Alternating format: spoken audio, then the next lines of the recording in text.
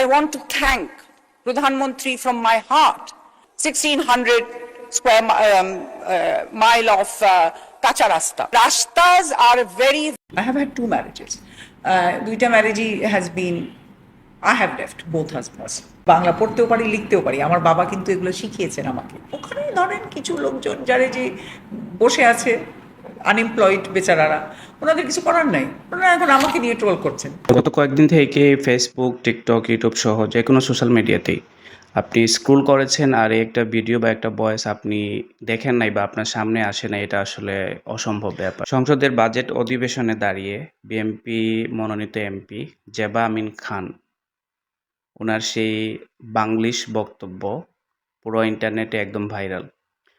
অনেকেই এই বক্তব্য নিয়ে হাসাহাসি করতেছেন, আবার অনেকেই আছে মিম বানাচ্ছেন, অনেকেই কন্টেন্ট বানাচ্ছেন ওর এই ভাইরাল বক্তব্যটা নিয়ে।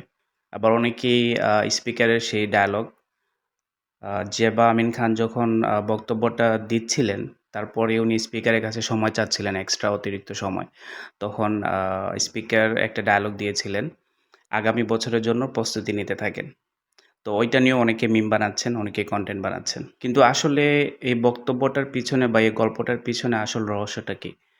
একজন শিক্ষিত এমপি যিনি সংসদ সদস্য, তিনি কেনই বা ইচ্ছা করে এ ধরনের বক্তব্য দিবেন? এর পিছনে নিশ্চয়ই কোনো না কোনো একটা কারণ তো থাকতেই পারে। তো চলেন আজকে ভিডিওতে একটু ঘাটাঘাটি করি। উনি কী কারণে এই বক্তব্যটা দিয়েছিলেন এবং এর পিছনে আসল রহস্যটা কী? আমার সাথেই থাকেন।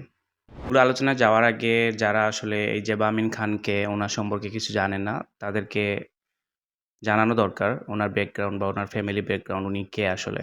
উনি সাধারণ কোনো নেত্রী নন, জাতীয়তাবাদী বিএনপি দলের একজন অন্যতম শীর্ষ নারী নেত্রী। বিএনপির যে কেন্দ্রীয় নির্বাহী কমিটি আছে, ওই কমিটির একজন সদস্য, এবং বিএনপির যে মহিলা দল আছে, ওই মহিলা দলের বর্তমানে তিনি সহসভাপতি পদে আছেন। 2026 সালের মে মাসে তিনি জাতীয় সংসদের সংরক্ষিত নারী আসনে শপথ গ্রহণ করেন। ওনার ফ্যামিলি ব্যাকগ্রাউন্ডটাও বেশ শক্তিশালী। ওনার বাবা আখতার উদ্দিন আহমদ সাবেক মন্ত্রী ছিলেন এবং একজন আইনজীবী। সো এই হিসাবে আমরা ধরে নিতে পারি উনি সুশিক্ষিত এবং একজন অভিজ্ঞ নেত্রী। আসেন এখন আসল ঘটনা নিয়ে কথা বলি। জুন মাসে আমাদের বাজেট অধিবেশনে সংসদে উনাকে সময় দেওয়া হয় বক্তৃতা দেওয়ার জন্য। তো বক্তৃতার এক পর্যায়ে উনি উনার এলাকার কাঁচা রাস্তা নিয়ে কথা বলতে শুরু করেন। তো হঠাৎ করে তিনি বলতে, বলতে ইংরেজি থেকে বাংলায় সুইচ করেন। তার মানে উনি বাংলা এবং ইংরেজি মিক্স করে কথা বলা শুরু করেন, যেটাকে আমরা নরমালি অনেকে বাংলিশ বলি। তো উনি ইংরেজির সাথে বাংলা মিক্স করে উনি বলেন যে দুর্নীতিস এবং কাঁচা রাস্তাস, এই কথাগুলো বলেন। এই কথাগুলো বলার পরে আসলে পুরো সংসদে একদম হাসির রোল পড়ে যায় এবং পুরো বাংলাদেশই এইটা নিয়ে একদম মাতামাতি শুরু হয়, পুরো ভাইরাল হয়ে যায়।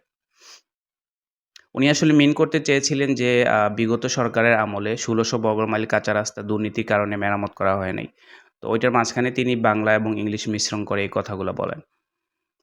তো উনি যখন কথা বলার এক পর্যায়ে উনার সময় প্রায় শেষ হয়ে যায়, তখন তিনি স্পিকারের কাছে অতিরিক্ত সময় চান। তো এখানে আরেকটা বিষয়, স্পিকার, আমাদের যিনি স্পিকার আছেন উনি অনেক রসিক মানুষ বিএনপির। তো উনি তখন রসিকতা করে বলেন যে আপনি আগামী বছরের জন্য প্র্যাকটিস করতে থাকেন। তো এইটা বলার পরে সংসদে আরও হাসির রোল পড়ে যায় এবং এইটাও স্পিকারের এই ডায়ালগটাও এখন পুরো ভাইরাল বাংলাদেশে। অনেকে এইটা নিয়ে কনটেন্ট বা মিম বানাইতেছে যে আপনি আগামী বছরের জন্য প্রস্তুতি নিতে থাকেন। উনার এই বক্তব্য দেওয়ার পর থেকে বাংলাদেশে নেটিজেনরা পুরো দুভাগে বিভক্ত। আমাদের বাংলাদেশে তো জানেন সবাই, কোনো একটা ঘটনা ঘটার পরে আমরা দুভাগে বিভক্ত হয়ে যাই। এক ভাগ যারা পক্ষে কথা বলি, আবার অন্য একটা ভাগ আছে যারা আমরা সমালোচনা করি বা বিপক্ষে কথা বলি। তো উনার বক্তব্য দেওয়ার পর থেকে সমালোচকরা যারা নেটিজেন আছে, উনারা বলতেছে যে সংসদের মতো অধিবেশনে দাঁড়িয়ে উনার ভাষা ব্যবহার করার ক্ষেত্রে মার্জিত হওয়া উচিত ছিল। অনেকে বলতেছে উনি চাইলে সরাসরি বাংলা ভাষায় কথা বলতে পারতেন বা সরাসরি শুধুমাত্র ইংরেজি ভাষায় কথা বলতে পারতেন। উনি কেন ইংরেজি এবং বাংলার মিশ্রণ করে কথা বললেন? এটা হলো সমালোচকদের কথা। এখন আপনি যদি আমাকে জিজ্ঞেস করেন যে আমার মতামত কী, বা আমার মতো অনেকেই আছে যারা জিনিসটা কিভাবে দেখে। দেখেন, সংসদে বাজেট অধিবেশন সম্ভবত আমি যতটুকু জানি ৩ দিন বা ৪ দিন বাজেটের অধিবেশন ছিল। তো আপনারা যারা ভিডিও দেখতেছেন আমার, আপনাদের মধ্যে কয়জন আছেন যারা সংসদের এই বাজেট অধিবেশন পুরোটা দেখেছেন? আমি দেখি নাই। অনেকেই দেখে নাই। এমন অনেকেই আছে যারা দেখছে কিন্তু কি হইছে ওইখানে, কে কি কথা বলছে কেউ বলতে পারব না। ৯৯% মানুষই বলতে পারব না ওইখানে কি কথাবার্তা হইছে। কিন্তু এই জেবা আমিন খানের যেই বক্তব্য, যেটা মাত্র ১ মিনিট বা ২ মিনিটের বক্তব্য, দেখেন উনি যদি ইংরেজিতে বা শুদ্ধ ভাষায় কথাগুলো বলতেন, আমরা কেউ আসলে এই যে বাংলাদেশের বিভিন্ন কাঁচা রাস্তা নিয়ে যে কথাগুলো, এই কথাগুলো আমরা কেউই জানতাম না। বা আমাদের বাংলাদেশের যারা গ্রামীণ অঞ্চলের যারা মানুষ, তারা এই জিনিসটা নিয়ে এত মাতামাতি করতো না, পুরো বাংলাদেশের মানুষ। এখন উনি এই দুর্নীতি এবং কাঁচা রাস্তা, এই যে বাংলা ইংলিশের মিশ্রণে কথাটা বলার কারণে উনার এলাকার যারা মানুষ আছে সবাই জিনিসটা বুঝতে পারছে যে আমাদের সংসদ সদস্য বা আমাদের এলাকার এমপি আমাদের জিনিস নিয়ে বা আমাদের এলাকার উন্নয়নের কথা বলতেছে, আমাদের এলাকার কাঁচা রাস্তার কথা বলতেছে। এটা সবাই এখন বুঝে গেছে। এমনকি উনি নিজে এসবের ব্যাখ্যা দিয়েছেন। উনাকে সাংবাদিকদের সামনে উনি কথা বলেছেন এই বিষয় নিয়ে। উনি একজন শিক্ষিত মানুষ। উনি নিজেই বলেছেন যে, "আমি চাইলে ইংরেজিতে বলতে পারতাম বা শুধুমাত্র বাংলা ভাষায় বলতে পারতাম।" কিন্তু উনি বলতেছেন যে, "আমি ইচ্ছা করেই এটা বাংলিশ ভাষায় বলেছি যাতে এটা সবার কানে যায় বা সবার ফোকাসে যায় বা সংসদ অধিবেশনে যারা আছে বা বাংলাদেশের মানুষ যারা আছে, উনার এলাকার মানুষ যারা আছে, যারা জিনিসটা বুঝতে পারে যে আমার এলাকার এমপি আমার এলাকার উন্নয়নের জন্য কথা বলতেছে, আমাদের কাঁচা রাস্তা নিয়ে কথা বলতেছে।" এই জিনিসটা বোঝানোর জন্যই উনি এই কথাগুলো বলেছেন। আসলে এটা নরমাল বোঝাই যায়। যাদের কমন সেন্স আছে ওরা নিজেই জানে যে একজন শিক্ষিত মানুষ কেন ইচ্ছা করে এরকম ভুল করবে। তো এটার পিছনে অবশ্যই কোনো রাজনৈতিক স্ট্র্যাটেজি বা কোনো একটা কারণ তো ছিল। এটা তো নরমাল যে কেউ বুঝতে পারার কথা। তো এক হিসাবে আপনি যদি চিন্তা করেন এইটা একটা ভালো একটা জিনিস। কারণ আমাদের সংসদ অধিবেশন এখন একটা সার্কাসের মতো। অনেকেই আসলে এটাকে একটা সার্কাস বলে, সংসদ অধিবেশনে যেই জিনিসগুলা হয়। তো এই হিসাবে উনি যে কথাগুলা বলেছেন এর কারণে আসলে পুরো বাংলাদেশের মানুষের ফোকাসে জিনিসটা চলে এসেছে। তো এইটা একটা এক্সাম্পল হতে পারে ফিউচারে। অনেকেই মনে করেন যাদের এলাকা নিয়ে, উন্নয়ন নিয়ে বা কোনো কিছু নিয়ে কথা বলতে চায়, একটু ডিফারেন্ট স্টাইলে কথা বলতেই পারে যাতে এটা মানুষের কানে পৌঁছায় বা ওই এলাকার যারা জনগণ আছে, যারা ভোটার আছে ওরা বুঝতে পারে যে না আমার এলাকার এমপি আমাদেরকে নিয়ে সংসদে কথা বলতেছে। এই জিনিসটা যাতে বুঝতে পারে। সো এটা একটা ভালো এক্সাম্পল। আমার পার্সোনাল মতামত, ওপিনিয়ন এইটা। দিন শেষে আসলে ভাষা জিনিসটা কি? ইংরেজি বলেন বা বাংলা বলেন, যেকোনো ভাষাই বলেন, আসলে ভাষা জিনিসটা কি? ভাষা হলো যে আপনি অন্যের সাথে যোগাযোগ কিভাবে করবেন, অন্যকে কিভাবে জিনিসটা বুঝাবেন এইটাই। বা অন্যের সাথে কানেকশন করার, যোগাযোগ করার একটা মাধ্যমই হলো ভাষা বা কথাবার্তা বলার।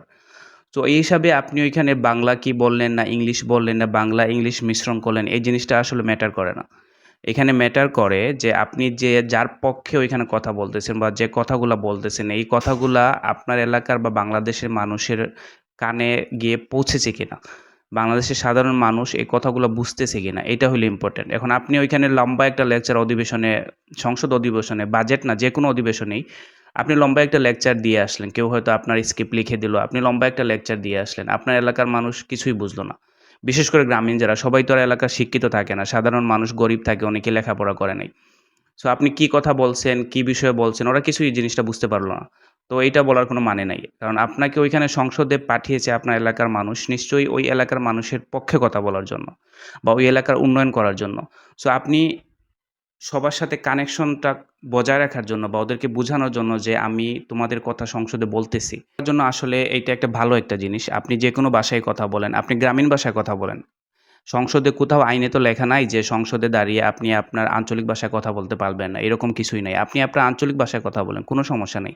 আপনার মেইন ফ্যাক্ট হওয়া উচিত আপনার এলাকার মানুষ বুঝতেছে কিনা যে আপনি ওদের জন্য সংসদে কথা বলতেছেন বা ওদের জন্য সংসদে লড়তেছেন। এই জিনিসটা হলো ইম্পোর্টেন্ট। এখানে আপনি বাংলিশ বলছেন কি ইংলিশ বলছেন কি বাংলা বলছেন, কোন ভাষা বলছেন ওইটা ইম্পোর্টেন্ট না। ম্যাটার করে আপনার শব্দগুলা, আপনি যে শব্দগুলা বলতেছেন ওই শব্দগুলা আপনার এলাকার যারা সাধারণ জনগণ আছে ওদের সাথে যোগাযোগ কতটা করতে পেরেছে এইটা হলো ইম্পোর্টেন্ট। সো এই হিসাবে আমার ওপিনিয়ন যেইটা, এটা একটা ভালো উদ্যোগ। উনি যেটা করেছেন ভালো করেছেন। যদি উনি শিক্ষিত না হতেন তাহলে বলতাম যে উনি না জেনে জিনিসটা করেছেন। উনি একজন শিক্ষিত, অভিজ্ঞ এবং শীর্ষ নেত্রী। আমি বিএনপির দালালি করতেছি না, যেটা সত্যি ওইটাই বলতেছি। তো একজন শিক্ষিত মানুষ যখন এই ধরনের একটা পদক্ষেপ নেয় বা কথা বলে তার মানে এটার পিছনে একটা মহৎ উদ্দেশ্য ছিল বা একটা কি বলেন একটা প্ল্যান ছিল যাতে এই জিনিসটা নিয়ে সবাই কথাবার্তা বলে। সো ওই দিক দিয়ে আমি বলব উনি সফল। নেটিজেনরা অনেক কথা বলবে সমালোচনা। আমাদের দেশের এইটা নিয়ম। আপনি কোনো কিছু করলে এর পিছনে ভালো খারাপ ২ পক্ষেরই মতামত থাকতে পারে। কিন্তু উনি উনার জায়গা থেকে আমি মনে করি উনি উনার জায়গা থেকে একদম পারফেক্ট এবং সফল হয়েছেন উনার প্ল্যানে যেটা করেছেন। এখন আপনার মতামত কি? আমার সাথে অনেকেরই দ্বিমত থাকতে পারে। সো কারো যদি দ্বিমত থাকে আপনি কমেন্টে জানাতে পারেন যে আপনার মতামত কি? আপনি আসলে জিনিসটাকে কিভাবে দেখেন? কমেন্ট বক্সে জানাতে পারেন। ভালো থাকেন সবাই। Thank you.